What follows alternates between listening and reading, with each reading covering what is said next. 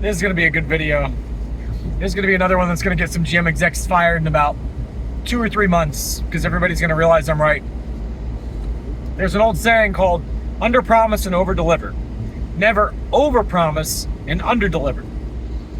So when General Motors has this zr1 come out, if it ends up being a different named car and it's not the zr1, or even if they go ahead and name it the zr1 and people come to realize that this isn't going to be like the top dog car, there's going to be another engine. I'm not talking about an all-wheel drive version. Hey Brandon, there's going to be an all-wheel drive version called the Thora. No, there's not. There's going to be another motor later, guys. Why don't you listen?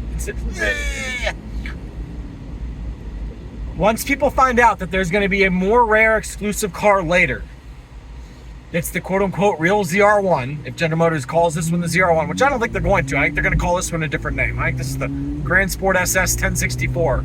If I was in marketing, that's what I would call the car, based on what they're about to do. General Motors has now overpromised and underdelivered. They told people they were signing up for a $200,000 car, which is going to be ZR1 rare, but it's not going to be ZR1 rare.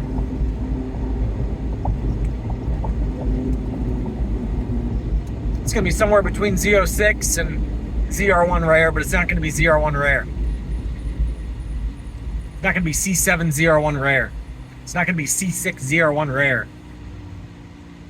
So then guess what happens? Some people, even if it's one General Motors, even if it's one person, is going to back out on their order. And guess what Keith Cornett's going to do? He's going to share the article. These Corvette people are going to share an article about it. They're going to create an article about it. Corvette customers are disgruntled and backing out of orders because they found out that they're not actually getting a ZR1.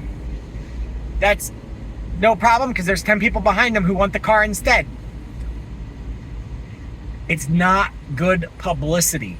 Anytime people start to hear people are backing out of orders, they get scared. And they're like, well, one of the reasons why I was buying this car is because I thought that I could drive it for a year or 6 months. People think they can drive it for 6 months and then resell it and get my money back or make money.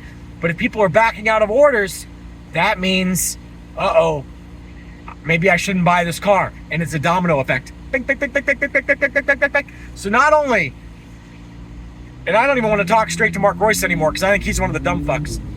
Whoever's on the board of directors, the top stock shareholders of General Motors, not only is Mark Royce and Harlan so fucking stupid that they told everybody that there's a 2025 CR1 coming when there's not. At minimum, it's going to be a 2026, but it's likely going to be a 2026 Grand Sport SS. So not only did they lie to everybody and tell them all that the ZR1's here and the Z06 values are going to tank as a result because the ZR1's here, not only did they get people to get spooked on their Z06 orders and back out of their Z06 orders, now they've set the stage for people to back out of their 1064, we'll just call it the 1064 car, orders. Enjoy the show, guys. That's who you're dealing with. And while we're at it, let's make a few predictions on who all is going to back out of their 1064. Austin, a speed phenom? He might buy it. Justin, a horsepower obsessed? I think once Justin does the math and realizes, and this is my prediction, obviously it's not a fact either way, I'm just putting out my prediction. I think that once Justin sees that this is going to be a mass-produced car relative to what he thought it was going to be, and he knows he's not going to be able to flip it for a year. Now let's talk about the flipping agreement, the ZR1 flipping agreement. The ZR1 could be a year, and it's the next car, it's the next motor. And that one I do believe that they will do a year on it, even though they shouldn't. Because again, I'll put enough miles on it to put it out of bumper-to-bumper warranty before the year is up. So why should I be stuck in a car? So what General Motors needs to do is they need to create an and/or situation. It needs to be, if the person exceeds X amount of miles, then they can also resell it. It shouldn't just be a time limit, it should also be a certain amount of miles. So Because otherwise it's ridiculous. You're keeping people in cars when they're out of warranty, when half the fucking cars I've owned from you guys are lemons. Come on. Anyway, you heard it here first. When it's all said and done, Justin is not going to order one of these 1064 cars. We'll see. He can prove me wrong, but I'm going to call it right now. I think a little bit quicker than he does. I can calculate for his lifestyle a little bit faster than he can. It might take him a couple months of pretending like he's going to get one. Well, they don't have the wing allocation now on the next round, which really sucks because on the first round they did, and now they don't have them. And I wasn't smart enough to know there was a game going on when they said none of the cars have wings. See, I knew it was a game. I knew it was just a delay tactic and then they were going to come back with wings. I told my salesman this. I said, I need this deal in writing. And he's like, well, we're putting in the order. I was like, General Motors is going to pull it back. He's like, what are you talking about? I said, General Motors is not going to put these orders through. There's no way in hell they don't have a single wing. There's no way. It's impossible they don't have a single wing. What they're doing right now is they're creating an excuse to throw some sort of curveball. I knew it was coming. And then he calls me up. He's like, I can't believe you're right about this stuff. But anyway, I got a contract, and the guy, there were 2 people ahead of me. I was 3rd on the list. Both these guys are like big Corvette club, president of the Corvette club, like old guy, friends with Mark Royce, blah, blah, blah, blah, blah. Literally, these are the guys who passed on the allocation.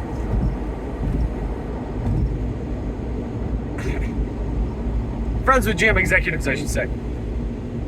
These guys passed on the allocations, these first 2 guys.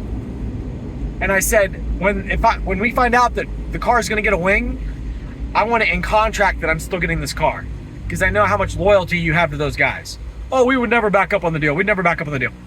These guys called their GM executive buddies, made it so that my allocation gets a wing, and then came back to the dealership and fought with them and said, we want the allocation.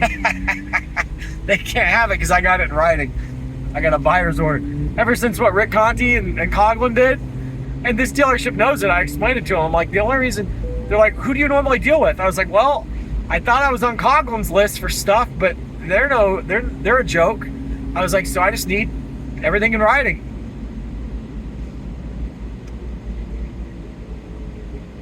By the way, guys, I'll save that for later. We'll do an episode later because you guys don't believe me yet. You won't believe me right now. Take a wild guess what I'm paying for my zr1 or 1064 car, whatever you want to call it.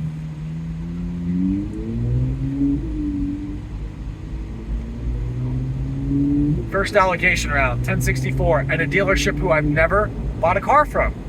Think about that for a second.